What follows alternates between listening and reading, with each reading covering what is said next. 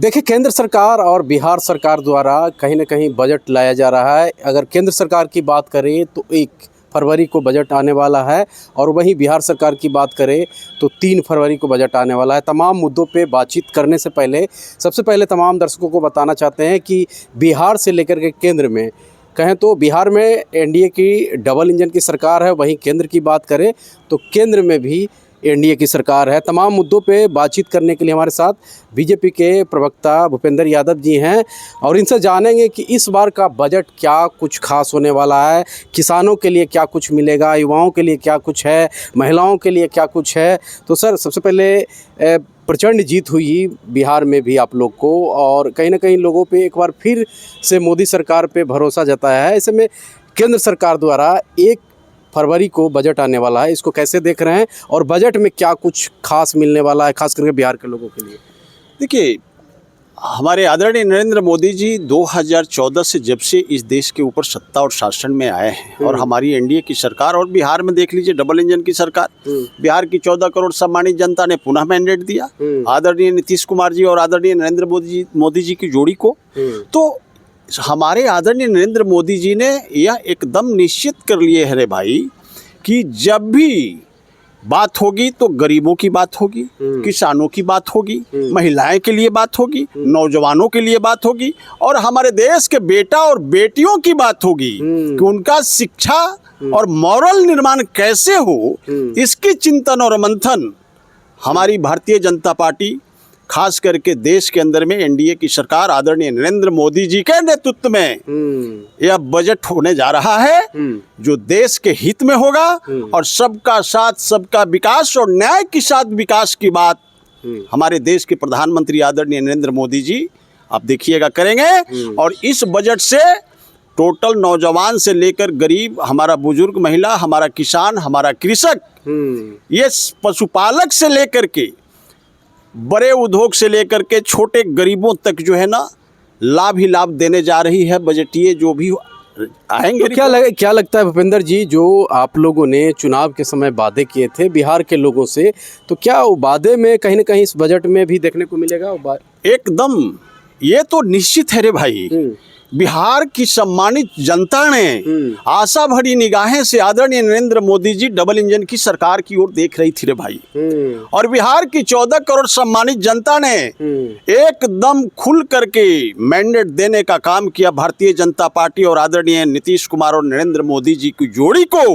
और 5 पांडव रूपी हमारे 5 पार्टी के जो मुखिया थे सभी ने मिलजुल करके जो है ना लड़ाई को लड़ा और बिहार में जंगल राज का सफाया हुआ और आदरणीय नरेंद्र मोदी जी और नीतीश कुमार जी की जोड़ी को सफलता मिली। तो इससे जो है ना खास करके हमारे देश के प्रधानमंत्री इस प्रदेश को उद्योग युक्त, रोजगार युक्त और प्लान मुक्त बिहार बनाने की ओर हमारे देश के प्रधानमंत्री आदरणीय नरेंद्र मोदी जी का एकदम रथ चल दिया है रे भाई। चलिए, रथ तो चल दिया है लेकिन अब इंतजार है बजट आने का। ऐसे में विपक्षी दल भी इंतजार कर रहे हैं बजट को लेकर के। हालांकि विपक्षी दल तो पहले से ही राग अलाप रहे हैं कि इस बार भी बजट में बिहार को कुछ मिलने नहीं जा रहा है। साफ शब्दों में यही विपक्षी के लोग, इंडी गठबंधन के लोग पिछले बार जब हमारे देश के प्रधानमंत्री आदरणीय नरेंद्र मोदी जी की शासन काल में जो बजट पेश हुए थे तो ये लोग क्या कहते थे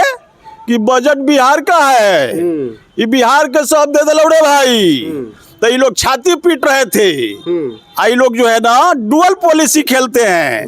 ये कहते हैं कि एक बार कहते हैं कि पूरा बिहार के मोटरी से दे दिए नरेंद्र मोदी जी और एक बार कहता है कि अरे कुछ दिए।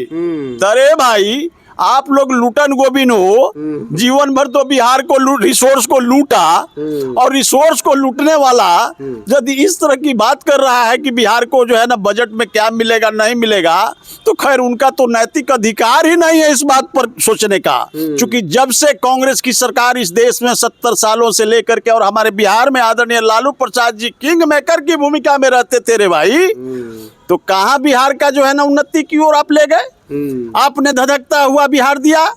तो यह बात तय है कि देश की 140 करोड़ सम्मानित जनता 2014 के बाद से जब इस देश पर आदरणीय नरेंद्र मोदी जी की शासन और एनडीए की सरकार बनी है, उस समय से बिहार जो है ना उन्नति की ओर जा रही है रे भाई। और बिहार को जो है ना खास करके प्लान मुक्त, उद्योग युक्त और किसान को कैसे लाभ पहुंचा करके उनको भी विकसित किया जाए, इसकी बारी में हमारे सरकार सोच रही है। और ये बजटीय जो आने वाला जो बजट है उसमें सब गरीब और महिलाएं और नौजवान और हमारी बेटा और बेटियों को ध्यान में रख करके यह बजट पेश होने जा रहा है। मतलब कि इस बजट से आम जनता को राहत मिलेगी और आम जनता में खुशियों की लहर देखने को मिलेगी। एकदम आप देखिएगा, मिठाई बटेगी। बिहार की जनता एकदम आतुर है रे भाई। आदरणीय नरेंद्र मोदी जी 1 तारीख को क्या होगा देख लीजिएगा। बिहार का बहुत बड़ा बड़ा तोहफा मिलने जा रहा है।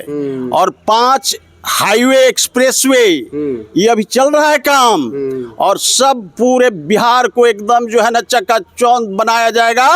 और पूरे बिहार के प्रत्येक जिले के अंदर में बड़े बड़े इंडस्ट्रीज लगेंगे। हमारे बिहार का बेटा और बेटी जो है ना रोजगार युक्त होगा और रोजगार करके बिहार में ही खाएगा रे भाई। और यहीं पर नौकरी चाकरी करेगा। आप देखिएगा बहुत बड़ा बिहार के लिए जो है ना ये बजट आने जा रहा है। ये बजट जो है ना बिहार की भविष्य को तय कर रही है। चलिए, ये बजट जो है बिहार के भविष्य को तय करेगा। भूपेंद्र जी हैं, मुखरता से अपनी बातों को रखते हैं।